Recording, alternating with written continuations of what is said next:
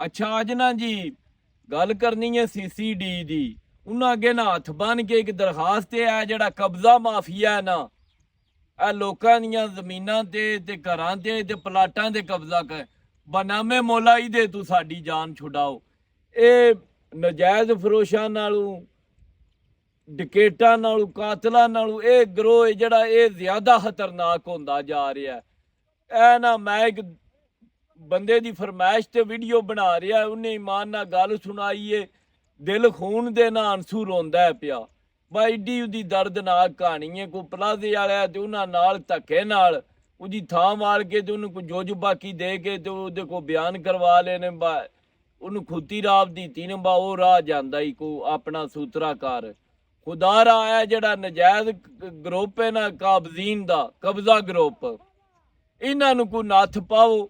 ਇਹ ਜਿਹੜਾ ਇਹ ਮਾਸ਼ਰੇ ਦਾ ਇਸ ਵੇਲੇ ਸਾਰਿਆਂ ਨਾਲ ਵੱਡਾ ਨਾਸੂਰ ਬਣ ਗਏ ਹੈ ਤੇ ਇਹ ਜੱਥਿਆਂ ਦੇ ਜੱਥੇ ਨੇ ਹਰ ਸ਼ਹਿਰ ਵਿੱਚ। ਚਲੋ ਪਿੰਡ ਤੇ ਇਹਨਾਂ ਤੋਂ ਅੱਲਾ ਦੇ ਹੁਕਮ ਨਾਲ ਇਹ ਤਾਂ ਹੀ ਮਹਫੂਜ਼ ਨੇ, ਲੇਕਿਨ ਸ਼ਹਿਰਾਂ 'ਚ ਕੋਈ ਬੰਦਾ ਵੀ, ਕੋਈ ਗਰੀਬ ਆਦਮੀ ਨਾ ਤੇ ਮਹਫੂਜ਼ ਨਹੀਂ, ਕੋਈ ਸ਼ਰੀਫ ਆਦਮੀ ਮਹਫੂਜ਼ ਨਹੀਂ। ਜਿਹਦਾ ਪਲਾਟ ਖਾਲੀ ਵੇਖਿਆ ਬਾ ਬੰਦਾ ਬਾਹਰ ਹੁੰਦਾ ਹੈ, 10-12 ਸਾਲ ਤੋਂ ਆਇਆ, ਪਰਚਿਆਂ ਨਹੀਂ, ਕਬਜ਼ਾ ਕਰ ਲਿਆ, ਅੱਗੋਂ ਉਹਨੂੰ ਕੁਝ ਜਿਕਣ ਕਹਿੰਦੇ ਨਾ ਚੋਰਾਂ ਦੇ ਕੱਪੜੇ ਤੇ ਡਾਂਗਾਂ ਦੇ ਗਜ਼ ਉਹੀ ਦੇ ਕੇ ਤੇ ਉਹਦੇ ਕੋਲ ਬਿਆਨ ਕਰਵਾ ਲੈਂਦੇ ਨੇ। ਖੁਦਾਰਾ CCD ਵਾਲਿਆਂ ਅੱਗੇ ਹੱਥ ਬੰਨ ਕੇ ਦਰਖਾਸਤ ਤੇ ਬਾ ਇਹਨਾਂ ਕੰਜਰਾਂ ਤੋਂ ਸਾਡੀ ਜਾਨ ਛੁਡਾਓ।